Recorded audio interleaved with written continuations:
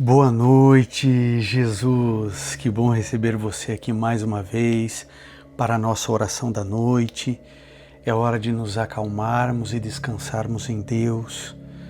Nós cremos que existe um Deus no céu que olha individualmente para cada um de nós, mas não apenas olha, Ele desce em nosso favor.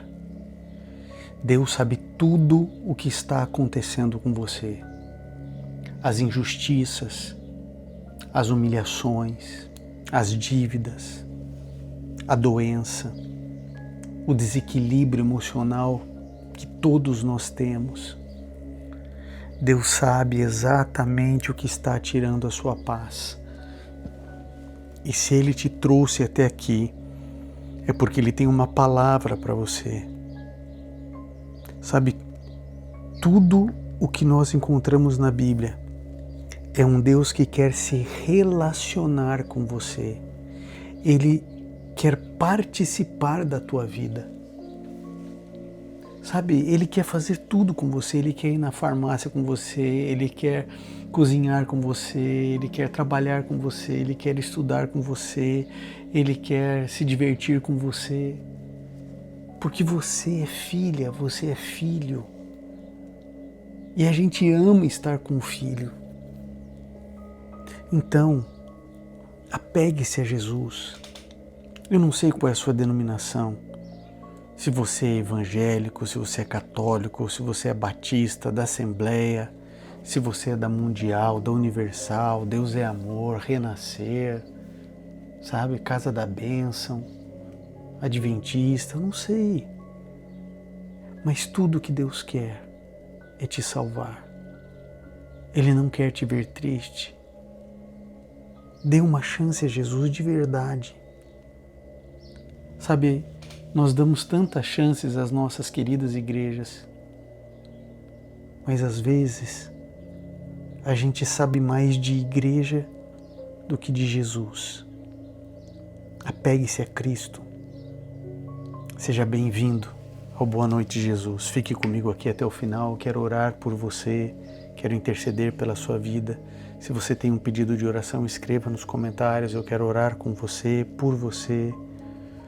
Orar por proteção, por libertação, para que Deus mova seu braço amoroso e poderoso em sua direção, para que o Deus do impossível alcance você em suas necessidades. Faça o seu pedido de oração aqui nos comentários. Eu vou orar e interceder por você. Hoje vamos meditar na segunda parte do Salmo 34. A primeira parte fizemos ontem. Então, estamos aqui desde o Salmo 1, vamos até o Salmo 150, até o último Salmo da Bíblia. Então, se você perdeu algum Salmo, vem aqui na playlist do Boa Noite, Jesus, e vá acompanhando. Tem gente que ouve 2, 3 Boa Noite, Jesus, Então você pode ir maratonando, E louva a Deus. Aqui nesse canal já são mais de 4.500 vídeos, mensagens da Palavra de Deus. Tem mais vídeo aqui do que em toda a Netflix. Acredita? Então veja, aqui é um bom lugar, um lugar de paz, para você meditar, refletir e se aproximar de Deus. Então, se isso te representa, considere se inscrever aqui no canal, participar, estar aqui conosco, tá bom? Será uma honra, uma alegria ter a sua participação. Vamos então ler o Salmo 34 a partir do verso 15 e vamos ver o que Deus tem reservado para você e para mim. Salmo 34, 15 em diante diz assim: Os olhos do Senhor voltam-se para os justos, e os seus ouvidos estão atentos ao seu grito de socorro. O rosto do Senhor volta-se contra os que praticam o mal, para apagar da terra a memória deles. Os justos clamam ao Senhor, que os ouve e os livra de todas as suas tribulações. O Senhor está perto dos que têm o coração quebrantado e salva os de espírito abatido. O justo passa por muitas adversidades, mas o Senhor o livra de todas. Protege todos os seus ossos, nenhum deles será quebrado. A desgraça matará os ímpios. Os que odeiam o justo serão condenados. O Senhor redime a vida de seus servos. Ninguém que nele se refugia será condenado. Louvado seja Deus por essa tão grande promessa. Os olhos do Senhor voltam-se para você e para mim nesse momento. Nós poderíamos estar fazendo qualquer coisa agora, jogando joguinho em celular, batendo papo furado, passando um monte de vídeo sem sentido nas redes sociais. Poderíamos estar assistindo televisão, mas nós estamos buscando ao Senhor. Os olhos do Senhor se voltam para os justos. E é tão lindo o verso 15 declarar: os seus ouvidos estão atentos ao seu grito de socorro. Sabe, talvez o seu grito seja silencioso. Talvez o teu coração esteja gritando. Saiba que Deus ouve esse grito. O teu clamor, as lágrimas que só o travesseiro conhece. Deus conhece o teu passado. Ele sabe que você teve uma infância muito difícil. Ele conhece toda a tua história, os teus acertos, os teus erros. E Ele nunca vai te abandonar. Ele não está aqui para nos julgar. Ele veio nos salvar. Por isso, eu estimulo você, clame ao Senhor. Ele ouve. O Senhor está perto dos que têm o coração quebrantado. O Senhor está perto. Por isso, além do pedido de oração, declare aqui nos comentários, escreva: Senhor, fica perto de mim. Olha que pedido lindo de um filho para o pai. Senhor, fica perto de mim. Eu sou pai de 2 filhos, do Gabriel e da Sofia. E quando eles estão tristes por algum motivo, chateados, se eles falarem: Pai, fica perto aqui de mim, fica aqui comigo, eu paro tudo, mas eu vou ficar com eles. Peça para Deus ficar com você. Escreva: Senhor, fica perto de mim. Talvez você esteja com o espírito abatido, com o coração quebrantado, cheio de tribulações. Mas existe o nosso Deus, o Deus de Abraão, Isaque e Jacó, que jamais vai nos abandonar. Apegue-se a Ele. Talvez seus amigos tenham te decepcionado. Talvez você não confie mais em gente nenhuma. Talvez a sua família tenha te virado as costas. Mas Deus não fará isso. Nós precisamos de intimidade com Jesus. É por isso que esse ministério, ele tem oração de manhã e de noite. Centenas de sermões, pregações, vigílias, séries espirituais. Tudo de graça para você, de graça. Qualquer pessoa em qualquer lugar do mundo pode acessar e receber a palavra de Deus. Esse ministério, ele não fala de religião ou de uma igreja. Respeito todas as religiões, as igrejas, mas esse ministério é a respeito de Jesus e da Bíblia como a palavra de Deus. Por isso todos aqui são bem-vindos. Nós estamos aqui caminhando todas as manhãs, todas as noites, juntos, sempre uma mensagem inédita para você. Tudo isso é gratuito a todos.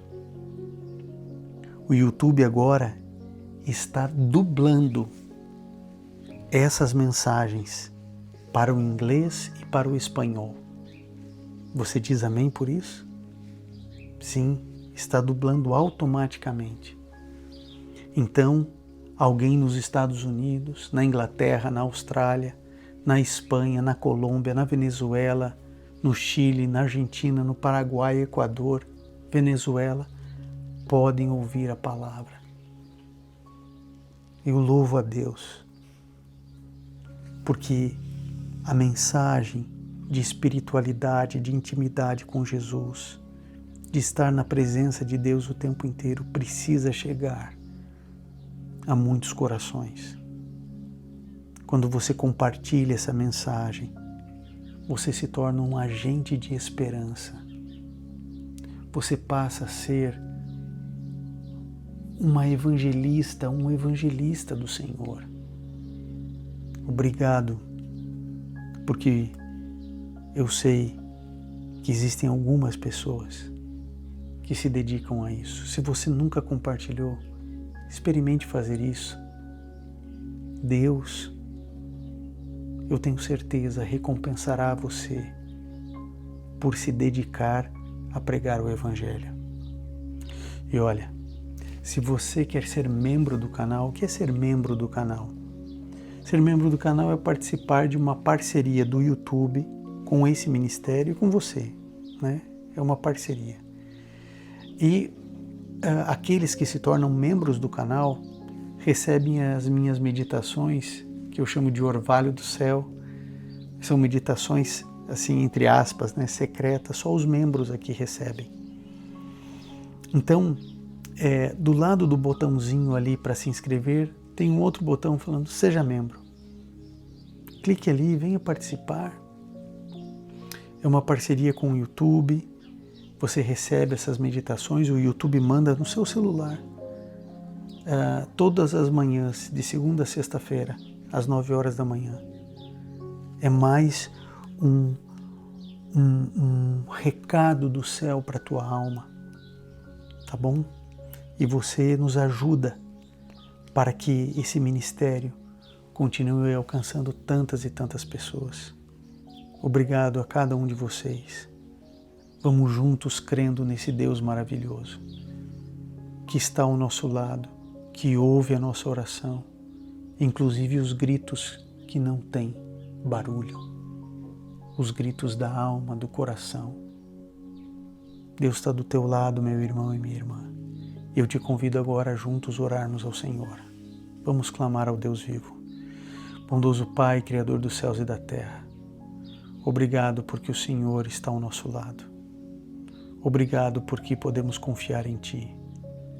Obrigado porque cremos no Teu amor, nas Tuas promessas. Obrigado pelo lindo Salmo 34. Senhor, estamos nessa série visitando todos os salmos da Bíblia.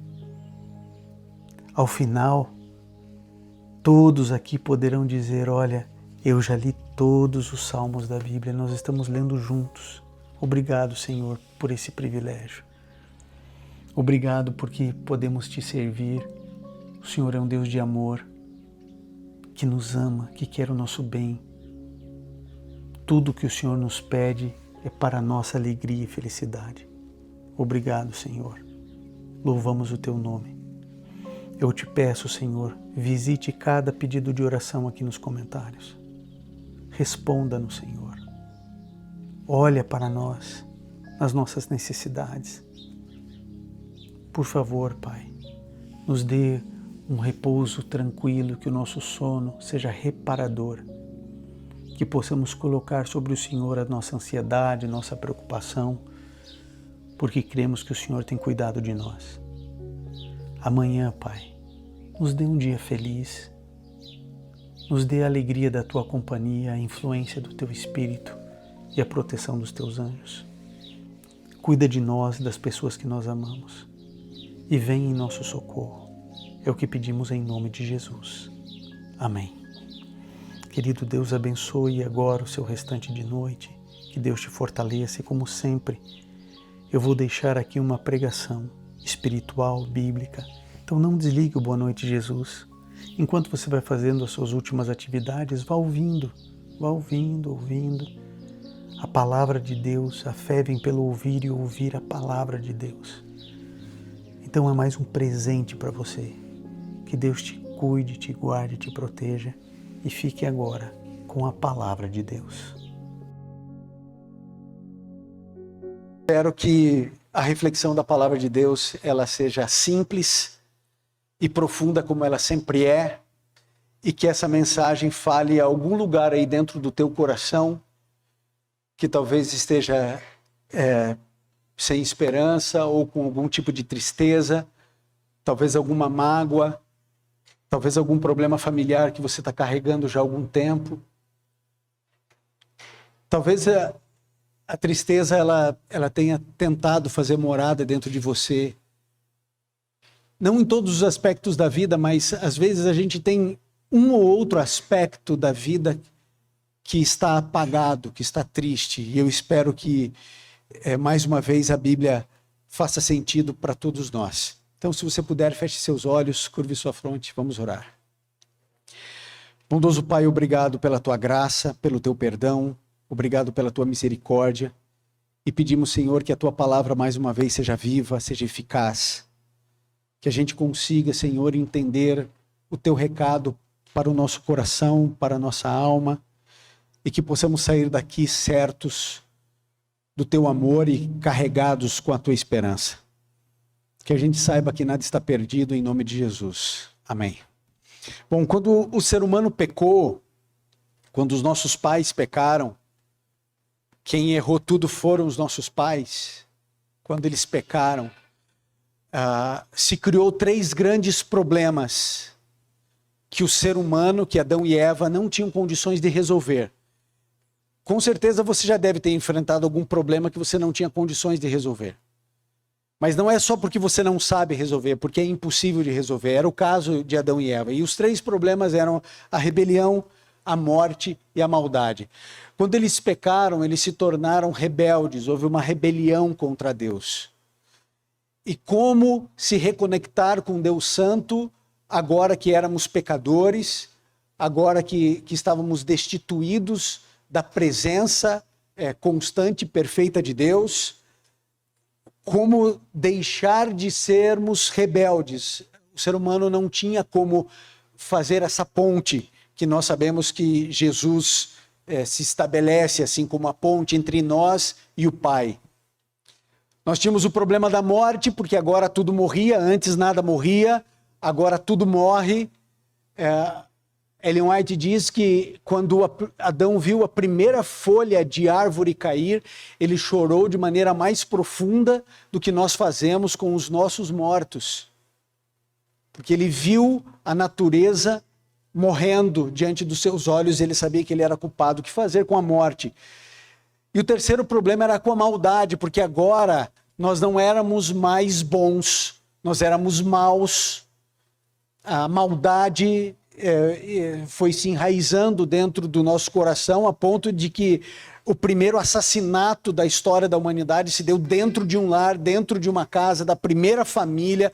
Tamanha a força da maldade que veio como um tsunami no coração humano. Não veio aos pouquinhos, não veio acontecendo devagarinho, porque quando a gente fala da primeira folha caindo, parece que caiu uma folha e tudo continuou vivendo, mas eu acho que o processo foi muito mais violento do que isso, porque os animais que eram domésticos agora eles eram selvagens e eles agora tinham medo, e o ser humano tinha medo de alguns animais, e tudo se transformou de maneira que o leão, que era herbívoro, agora ele se torna um assassino de outras espécies, e o ser humano se torna assassino da própria espécie e de outros animais. E isso acontece dentro dos lares, e o caos estabelecido, e ninguém sabia o que fazer, nem Adão nem Eva, porque eles foram expulsos do lar, expulsos do paraíso, e agora quem não sentia frio sente frio, agora quem não tinha medo tem medo, e agora havia desconfiança entre um e outro, e eles tinham vergonha, eles não sabiam o que era isso, o caos se instituiu, os demônios se alegravam, e os anjos choravam e ninguém sabia o que iria acontecer com a nossa raça, porque o objetivo do inimigo era que a raça humana se transformasse em pequenos demônios e aqui se estabelecesse o quartel-general do mal para todo o universo e que a partir daqui todo tipo de maldade se expandisse para outros lugares. Aqui deveria ser o quartel-general de toda a maldade. E aí então nós começamos a pensar por que as coisas se desenvolveram da forma como se desenvolveram. Porque se o salário do pecado é a morte, Adão e Eva deveriam ter morrido imediatamente, porque não há vida sem Deus. E o primeiro texto que eu queria que você abrisse está em Atos, no capítulo 17, no verso 28, que declara algo poderoso e que nos faz com que a confusão em algum momento se apodere do nosso pensamento. Atos 17, verso 28. Atos 17, ali no Novo Testamento, capítulo 17, no verso 28, diz o seguinte: pois nele, em Deus, pois nele vivemos, nos movemos e existimos. Isso significa dizer que não há vida em nós, nossa vida é derivada. Nós nos movemos, vivemos e existimos em Deus. Mas se nós não estamos em Deus, por que continuamos respirando? Por que continuamos pensando? Por que você nasceu? Por que eu nasci? Por que a gente continua vivendo se só se vive, se move e existe em Deus e nós não estamos em Deus? A gente precisa responder isso. E a gente precisa entender como Deus resolveu o problema da rebelião, o problema da morte e o problema da maldade. E essa é a mensagem de hoje. Isto posto, eu convido você a ir para Gênesis 1, 31, primeiro livro da Bíblia. Nós não vamos ler muitos textos, mas esse é um que eu gostaria que você viesse e depois outro em Apocalipse. Gênesis 1, 31 diz o seguinte: é Deus criando o planeta Terra, né? Nós sabemos que aqui a presença de Elohim, Deus Trino, Deus Pai, Deus Filho, Deus Espírito Santo, o Deus agente da criação, aquele que falou e tudo se fez, é Deus Filho, Jesus, ele é o agente da criação. E aqui no verso 31 declara-se o seguinte: Deus viu tudo que havia feito e que tudo havia ficado muito bom. E passaram tarde e manhã e este foi o sexto dia. Bom, você se lembra da criação? Vem comigo, me acompanha aqui. Deus foi criando as coisas e ele ia dizendo, e viu Deus que isso era bom. No segundo dia, Deus viu que era bom. Depois, bom. Chega no sexto dia, ele diz, e viu Deus que era muito bom. E aí a gente pensa que há uma gradação aqui. Porque muito bom é melhor que bom, sim ou não? Muito bom, melhor que bom. Eu me lembro quando eu estava no prézinho, pré-escola, lá nos fundos da Central de Curitiba, e eu pintei um desenho, e eu tinha dificuldade de manter o desenho dentro do risco do ursinho, via para fora. Não sei se você era bem coordenado, eu já ia para fora. Em alguns momentos estava mais forte, outros mais fraco. E tinha um rapaz chamado Éder, que ele pintava divinamente. Isso na pré-escola. E aí eu me lembro que quando voltou o meu desenho, estava escrito para mim, excelente. E aí eu fui ver do Éder. E do Éder estava escrito, excelente. E eu pensei, tem alguma coisa errada aqui. Porque se o meu está excelente, o dele tinha que ter estrelinha, fogos de artifício. Não podia ser só excelente. Porque o dele era muitas vezes melhor que o meu. Eu me lembro que na pré-escola eu ganhei excelente em tudo. Quando eu fui para o primeiro ano, eu já comecei a não receber mais excelente, já era ótimo. Depois eu fui para o muito bom, e depois eu descobri uma palavrinha que os professores escreviam assim, regular. Aí nesse eu fiquei, regular. Aí estava assim, regular. Então, né, regular, deve vir de régua, né, eu tô na média aí, tô alinhado, tá bom. Mas você sabe que é assim, regular, bom, muito bom, ótimo e excelente, né? É uma gradação aqui do esforço, do dom, de todo esse negócio. Você não acha estranho que um Deus perfeito, criando um ambiente perfeito, quando ele termina no sexto dia de criar tudo, ele só fale muito bom? Aí você vai falar assim, não, isso aqui é só uma questão linguística. Tem nada a ver isso aí que você está falando. Eu acho que você está certo mesmo. Será? Será que não tem alguma coisa para a gente cavar um pouquinho mais fundo, para a gente entender por que Deus só fala é muito bom?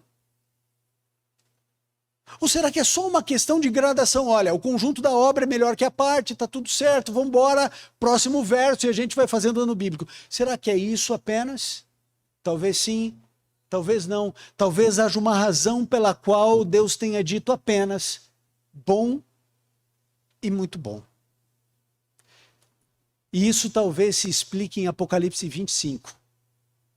Pode abrir. Lá no finalzinho. Perceba que a gente está no primeiro verso, primeiro capítulo, primeiro livro, agora a gente está indo para o último livro, 22. É assim mesmo. 22, se a tua Bíblia não tem Apocalipse 25, eu não tenho culpa. Você provavelmente quis desconto e eles não te deram essa última parte, depois me procura que eu deva conseguir para você. Apocalipse 22, verso 5 diz o seguinte. Olha só, falando da nova terra, Deus diz o seguinte, não haverá mais o quê? Não haverá mais noite. Eles não precisarão da luz da candeia, nem da luz do sol, porque Deus os iluminará e eles reinarão para todo o sempre. Gente, deixa eu explicar uma coisa aqui para você. Quando você lê aqui Apocalipse 21, 22, logo no primeiro verso do 21 diz assim, então vi novos céus e nova terra. Esse novo céu e essa nova terra é neos e não kainós. Kainós no grego é um novo que já existe. Então, por exemplo, você trocou de carro e você comprou, sei lá, um Escort 89, certo? Ele é antigo. Mas ele é novo para você. Você vai falar assim para mim, eu tô com um carro novo aí. É novo para você, é kainós. Agora, se você comprar da BYD, esse mini sei lá o quê, aí é um neos, porque é um novo inédito, não existia antes. Quando a gente vem aqui, está escrito neos.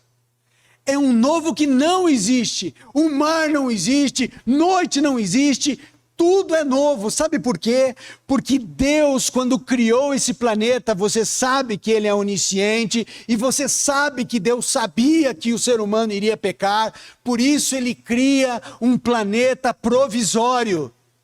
Porque ele já sabia que isso aqui tudo seria contaminado pelo pecado. Ele cria dentro da hierarquia da perfeição, porque perfeição existe gradação de perfeição. Nós somos criados perfeitos, mas os anjos também, e eles estavam acima de nós, a gradação dentro da perfeição. E Deus cria um planeta provisório porque ele sabe que algo eterno vai acontecer. E aí então ele diz, eu vou criar novos céus e nova terra, e eu vou destruir essa terra com fogo, e vai queimar, e vai destruir, vai purificar, e eu vou fazer algo extraordinário, coisa que você nunca pôde imaginar, porque ele declara, olha, vocês estão esperando mar, mas não vai ter mar, olha, vocês estão esperando que vão dormir para descansar, fiquem tranquilos, não vai ter noite, eu vou habitar com vocês, vocês serão o meu povo, e Deus cria um planeta provisório, porque ele sabe que tudo isso aqui será destruído. Só uma coisa do original permanecerá. E você sabe o que é? O Jardim do Éden, que estará dentro da cidade, relembrando toda a criação original. Mas Deus faz com que o eterno seja muitas vezes superior ao original. Deus resolve o problema da rebelião, criando uma condição provisória, porque ele já sabia que iríamos pecar. E você quer ver uma evidência clara disso? A gente não vai abrir para ganhar tempo, mas Apocalipse declara no capítulo 3, ele declara de maneira clara no capítulo 13, verso 8, que Jesus, ele é o cordeiro que foi morto desde a fundação do mundo. Ora, mas não teve toda a cronologia, não teve que existir o Noé, dilúvio, não teve Abraão, não teve todo mundo, até que vem Jesus na plenitude dos tempos, mas aqui Deus está dizendo o seguinte, olha, Jesus é o cordeiro que foi morto desde a fundação do mundo, porque como Deus sabia que iríamos pecar, a única possibilidade de nos criar mesmo assim, seria com que Adão e Eva, quando pecassem, caíssem já no sangue do Cordeiro. O perdão foi estendido antes do pecado ter sido cometido.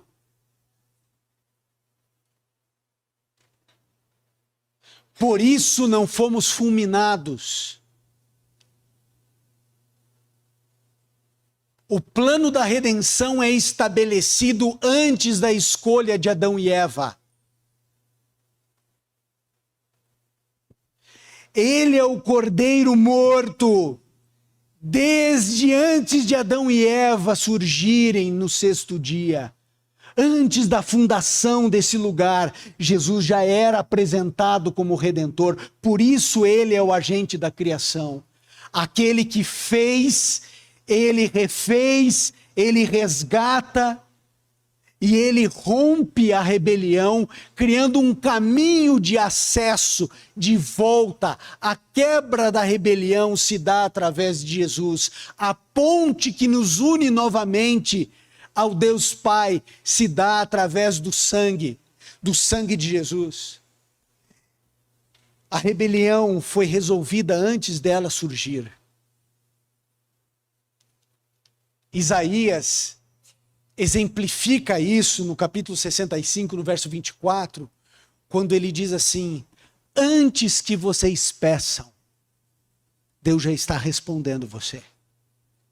Deus se antecipa aos movimentos humanos para nos salvar. Deus já está resolvendo um problema na sua vida que ainda não surgiu. Ou você acha que Deus está lá sentado esperando o problema acontecer, você orar, para daí Deus falar assim, realmente agora eu vou lá resolver o problema. Deus se antecipa ao seu problema.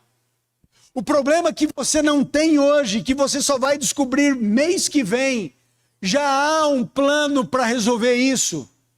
Já existe uma saída.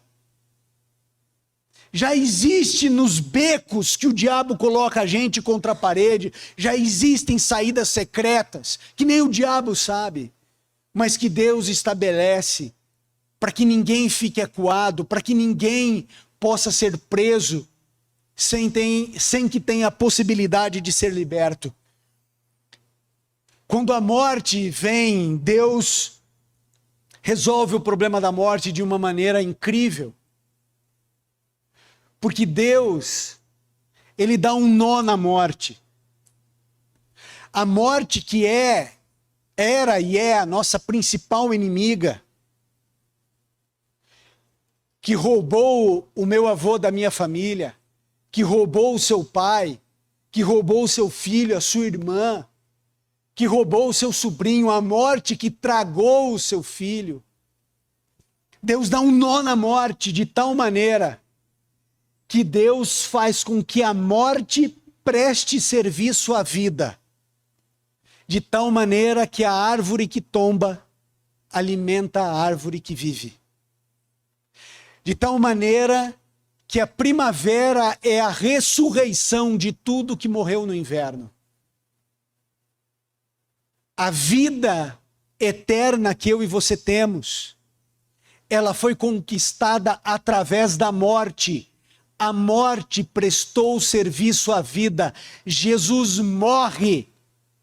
E através da morte, que era para nos destruir, Deus usa essa bomba atômica, ele desarma e mais, ele faz com que isso que serviria para destruição agora sirva para salvação. Jesus morreu e com a morte ele trouxe vida. Toda semente para poder doar vida, ela primeiro morre. Cada semente, depois que o pecado entrou, porque toda a lógica física, química desse planeta, todo o ecossistema, ciclo das águas, tudo que você imagina, angulação da Terra, polos, tudo isso não tem nada a ver com o original. Mas Deus recalcula a rota da humanidade, do planeta e de todas as leis da natureza, para que a gente conseguisse sobreviver por um período, não para voltarmos ao original, mas para nos dar algo infinitamente superior àquilo que era provisório. E Deus usa desde muito antes de Jesus se encarnar, a simbologia da semente que morre para produzir vida. Por isso Deus dá um nó na morte. E Deus tinha um terceiro problema para resolver com a raça humana, que era a maldade. Porque o nosso coração é mau, o nosso coração é perverso. A Bíblia diz que não há nada mais corrupto do que o meu e o seu coração, que ele nos engana o tempo inteiro. E é um engano tão bem feito que nós justificamos, inclusive pela Bíblia, os nossos próprios erros. Nosso coração é terrivelmente corrupto. Somos profundamente egoístas. Esses dias eu vi um videozinho na internet de um pai chegando para o filho e falou assim, o pai tinha 2 filhos, chegou para um, só tinha um ali, falou assim, olha, você gosta de chocolate? O menino, gosto. Qual que é o chocolate que você mais gosta? Eu falei, Ouro Branco. Qual que você gosta? Alguém falou. Aí eu quero ouro branco. Aí ele falou assim, então eu vou pegar e vou te dar aqui um ouro branco. Como é que você se sente? Ele falou assim, feliz. Você está agradecido? Tô. Você gosta de chocolate? Gosto. Você gostou da surpresa? Gostei. Falei assim, só que é o seguinte, eu vou dar esse saco de ouro branco para o teu irmão. Estou só esperando ele chegar em casa. E o menininho começa a ficar triste. Falou assim, por que o teu semblante caiu? Falou assim, porque eu queria mais bombom o saco, e por que ele não troca? Ele falou assim, você não está feliz que o teu irmão vai ganhar um saco de bombom? Não estou. Você queria o que ele tem? Falou assim, aí ele começa a explicar para o filho. Falou assim, você precisa entender e ficar feliz com o que você tem. Você não tinha. Eu te dei, você ficou feliz, mas quando você viu que o teu irmão tem mais que você começou a ficar triste, e agora isso aqui que eu te dei, que era o motivo da tua alegria, não consegue mais te alegrar, e você inveja o que o teu irmão tem, porque essa é a nossa natureza. O dia em que você pegar e orar e conseguir algo que você tanto queria, fique feliz com aquilo que Deus te deu, que era o que você tanto queria. E daí que o outro tem 30 vezes mais? Por que isso incomoda você? Por que isso fere você? Por que você não se alegra com o que você tem, mas você se sente injustiçado porque Deus deu mais para um do que para você? Porque o coração nosso é assim, a gente é assim. A nossa natureza é assim. O pecado, ele veio com uma avalanche dentro de nós. Então a gente inveja tudo. A gente inveja o relacionamento dos outros, a família dos outros, o óculos do outro, a inteligência do outro, a beleza do outro. A gente inveja. Só que a inveja, ela é profundamente diabólica, porque foi exatamente esse sentimento que Lúcifer sentiu e que ele deixou crescer dentro dele e que fez com que ele se transformasse em Satanás. Porque ele invejou Jesus. Ele queria as honras, as glórias que Jesus tinha. Ele não queria a humildade de Jesus. Ele não queria o serviço de Jesus. Ele não queria ser um sacrifício vivo para ninguém, mas ele queria a honra, a glória, a fama, a adoração, o respeito, os segredos eternos, ele queria ter acesso. Ele invejou e ele permitiu que aquilo se aflorasse. E aquilo que corrompeu o coração de Lúcifer é o mesmo que corrompe a humanidade em sua maldade. Então Deus tinha que resolver o problema da maldade, porque eu não consigo falar assim, a partir de hoje eu não vou mais pecar. Eu não consigo, não resolve. Eu não consigo acordar e falar assim, não, hoje eu vou fazer tudo que é certo. Porque sabe o que a Bíblia diz? A Bíblia diz para você e para mim que tudo que não provém da fé é pecado. Você entendeu o que é pecado? Tudo. O nó da gravata pode ser pecado se não veio da fé. O corte de cabelo pode ser, eu cortei o cabelo, eu não pequei. Talvez tudo que não provém da fé é pecado. Sobrou o quê se a gente não tem fé? Escovar os dentes, eu estou pecando. Eu vou tomar banho, eu estou pecando. Eu estou pecando em tudo, porque tudo que não provém da fé é pecado. Então sabe o que significa dizer? Que não existe uma célula do nosso corpo que vale a pena. A gente não tinha como promover, a gente é mais ou menos como aquela propaganda da década de, sei lá, início de 2000, quando apresentaram pra gente na televisão o forno autolimpante. Pô, como é que é essa história? Cara, o forno nunca se limpou. Forno autolimpante. Não, conversa. A gente consegue se autolimpar? Não consegue. Então Deus tinha que resolver o problema. E sabe como Deus resolve o problema? Ele diz o seguinte, olha, eu vou fazer duas coisas. A primeira delas, eu vou emprestar a minha bondade para você. Quanto que eu vou emprestar? Quanto você quiser. Então qualquer coisa boa que você faça, não veio de você. Tivemos aqui uma oferta para colocar o dinheirinho na igreja. E você veio e colocou a sua oferta. Não vale nada. Porque é um ato bom, mas não veio de você. O crédito não pode para você, não pode vir para mim. Esse ar que você está respirando não é teu. Você pegou emprestado. Nada é nosso. Então quando a gente pega e fala o seguinte, nossa, olha como aquela pessoa é generosa, ela doou todos os ares para a igreja. Tem nada de generosa a pessoa. Não tem nada de bom dentro dela. Se foi um ato, veja, se foi um ato de desprendimento com a intenção pura do coração, se isso aconteceu, isso é total mérito de Cristo e não da pessoa.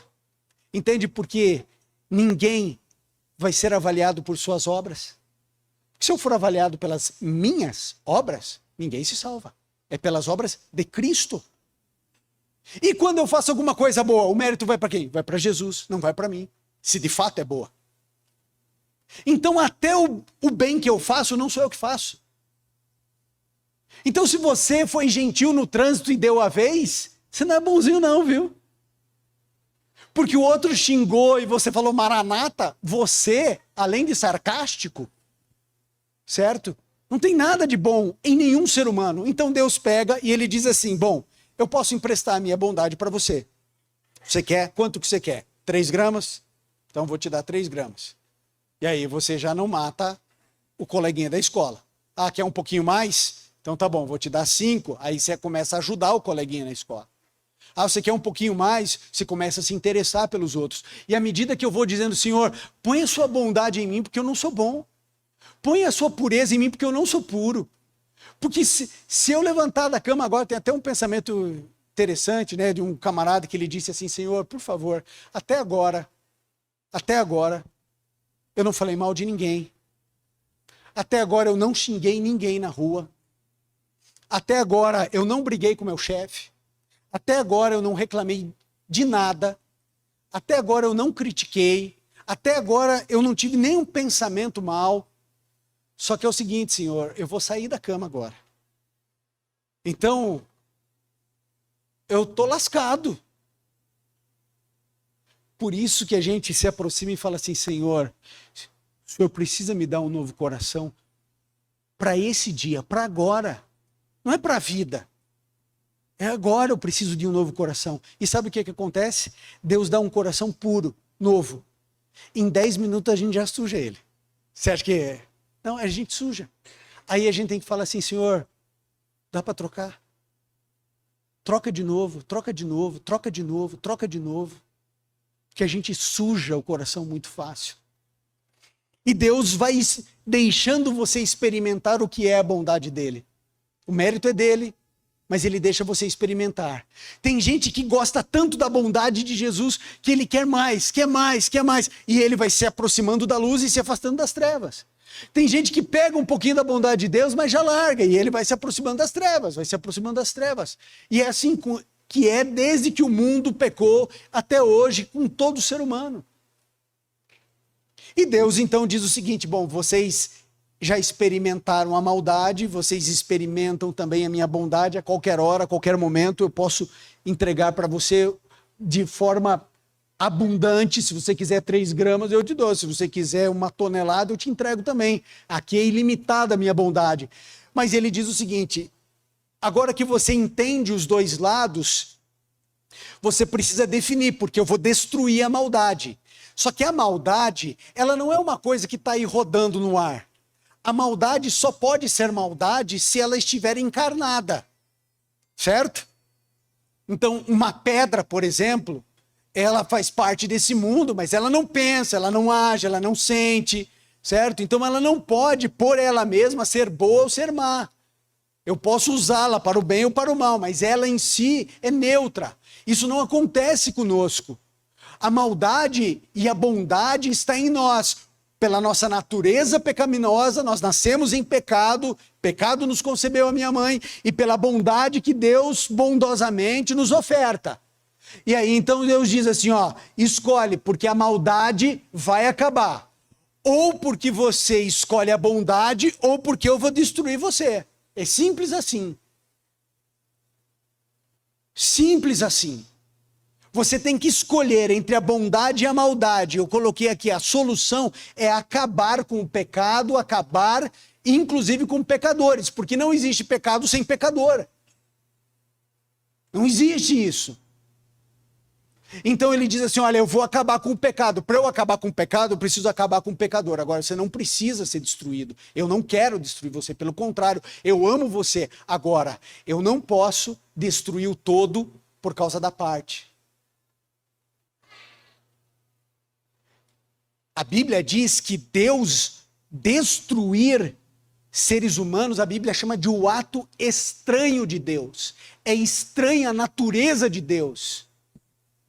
Quando Apocalipse 21:4 diz que Deus enxugará dos olhos toda lágrima, lembram disso? Não haverá mais morte, nem pranto, nem clamor, nem dor, as coisas velhas são passadas, todas se fizeram neós, novas, tudo novo, tudo inédito. Aqui é a segunda vinda de Cristo, com o texto. O milênio já aconteceu na eternidade, nós já descemos, a cidade santa está no céu, o fogo desce, destrói tudo, e quando todos estiverem chorando, inclusive Deus Pai, Deus Filho, Deus Espírito Santo, todos os anjos, toda a raça humana, todo o universo vai estar chorando nesse momento, porque é o ato contrário à natureza de Deus.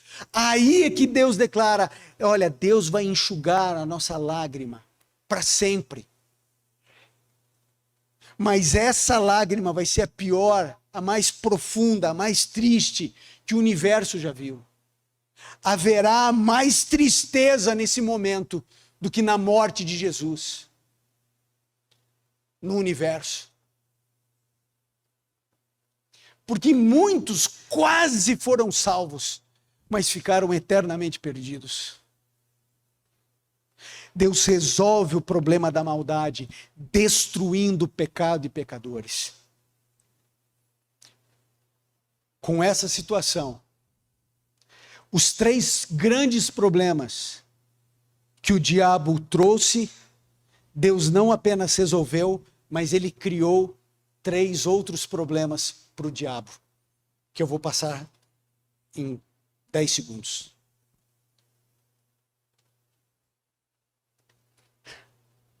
Talvez 10 minutos. Quando você precisa entender que o pecado, quando entrou nesse mundo, ele não entrou porque Eva simplesmente comeu um pedaço da fruta que você quiser. Não foi só porque desobedeceu. O Gabriel me desobedeceu, ele tem 18 anos, umas 2 vezes só. Por segundo. Quando um filho desobedece um pai, a gente não mata o filho. Por que Deus, por causa de uma desobediência, né? Eu falei, errou, foi enganada. E aí aconteceu tudo isso aqui com a gente. Me parece um pouco desproporcional. Não foi isso que aconteceu no Éden. Quem disse para você que foi uma desobediência? Sabe o que aconteceu ali? Satanás encarna num animal e ele começa a dizer o seguinte: olha, o que Deus falou para você mesmo? Você não pode comer nada. Não, posso comer. Pode comer o quê? Não, pode comer de tudo, menos dessa árvore aqui. Porque se a gente comer, a gente vai morrer. Aí ele falou assim: ah, capaz. Claro que não. Então eu estou comendo aqui, ó. E eu que sou um animal estou falando. Você fala com outro bicho aí? Não, né?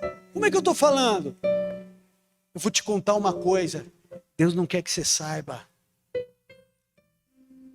Se eu que sou um animal, eu estou falando, você imagina o que vai acontecer com você. Você vai ser como Deus. E a tentação que ele caiu foi a tentação que ele colocou em Eva. E Eva teve que decidir na mente e no coração quem era o impostor, Deus ou o diabo. Ela teve que decidir quem era o mentiroso da história, Deus ou o diabo. Porque não se esqueçam que os dois foram advertidos. Todo o problema que aconteceu no céu, os dois conheciam, Adão e Eva sabiam que aquela árvore era o único lugar que o diabo podia estar, que ele era um anjo caído. Então ela não achou assim, um bichinho falando, deixa eu ver. Ela começou a pensar, e se Deus for um mentiroso? E se ele estiver falando a verdade para mim? E eu realmente vou me tornar um deus, uma deusa? E ela então promove a rebelião, ela vai contra Deus, contra o caráter de Deus. Ela está dizendo assim: o Senhor é o mentiroso, o Senhor está escondendo a verdade de mim. Ali houve um momento de ruptura, de rebelião. E o diabo, quando eles pecaram, e eles se viram nus, e eles correram e se esconderam de Deus, porque começaram a ter pavor e medo. O diabo e todo o inferno se levantou diante de todo o universo, de maneira muito mais profunda que um estádio inteiro se levanta quando sai o gol. Porque eles tinham a certeza que agora eles haviam vencido, eles haviam perdido a batalha no céu. Eles foram expulsos do céu, mas agora eles tinham um lar. Agora eles tinham um lugar para ficar. E agora eles tinham o seu reino e os seus súditos, porque agora os seres humanos se transformariam em demônios menores.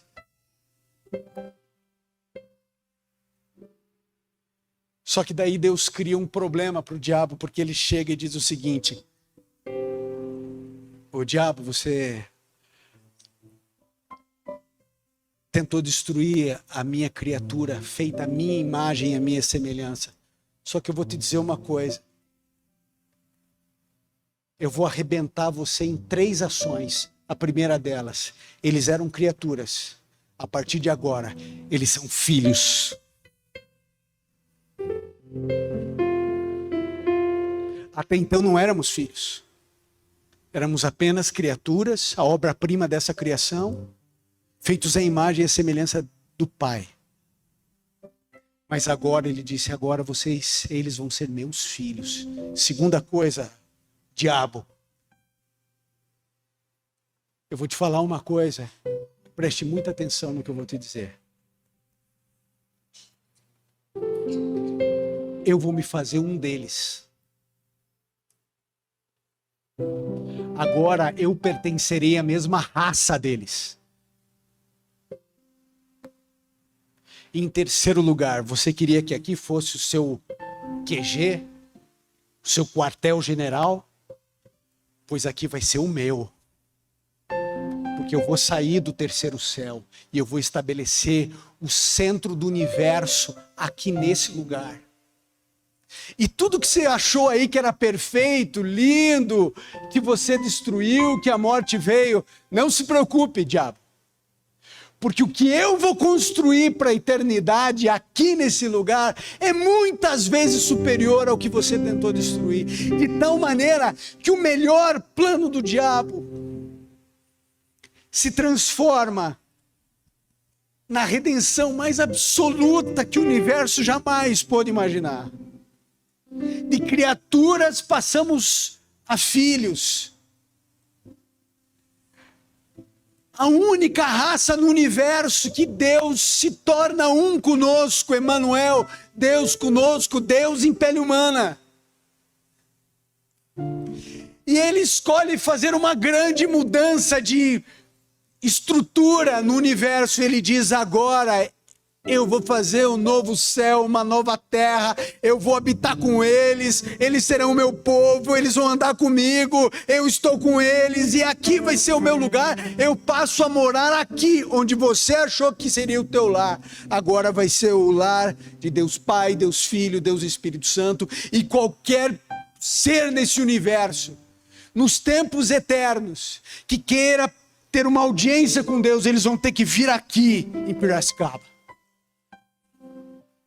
Eles vão ter que vir aqui na nossa terra.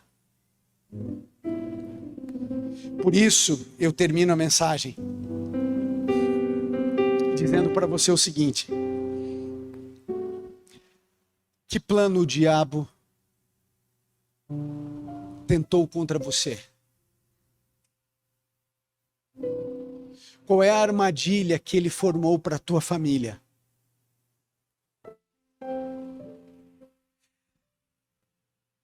O melhor plano do diabo. Entenda o que eu vou dizer para você. Para de achar que o plano B de Deus é menor que o plano A. Não limite a Deus dentro da tua lógica, do tamanho de uma casca de nós. O plano B de Deus é muitas vezes superior ao plano A. Porque Deus, ele não está restrito a remendos. Ele não está restrito a colar um vaso que quebrou. É um saco de pena que vai lá no monte e solta, como é que junta? Deus não se restringe a isso. Você pode juntar o vaso, mas vai ficar a cicatriz.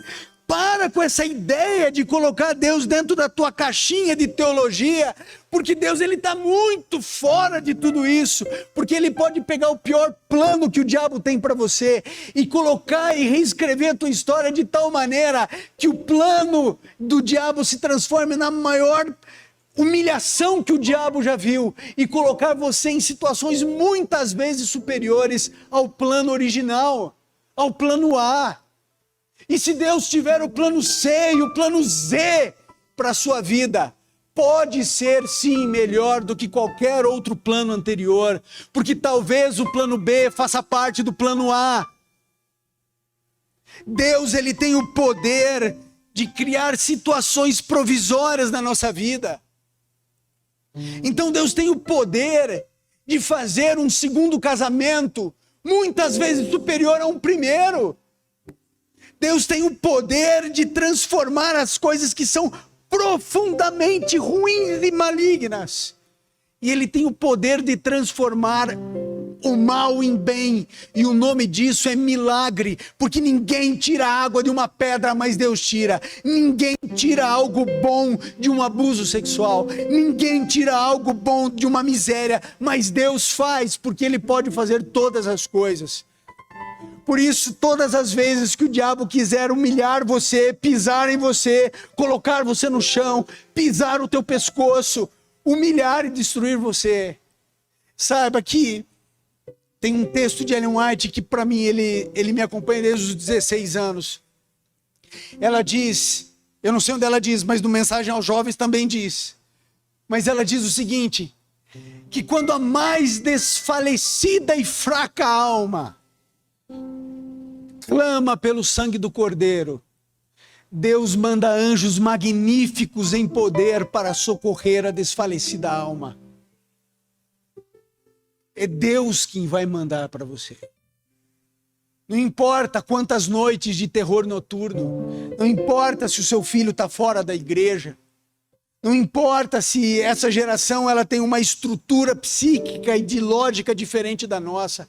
Não importa o tamanho do plano arquitetado pela besta A, besta B, e o dragão, e o anticristo, e o que vai acontecer, se é a chuva serôdia que vem, é o reavivamento que vem, a praga que cai, onde que cai, é universal, não é universal, é o sábado, o selo, não é o sábado, é o Espírito Santo. Não importa, o que importa é que Deus ele vai resolver todo e qualquer problema que o diabo crie.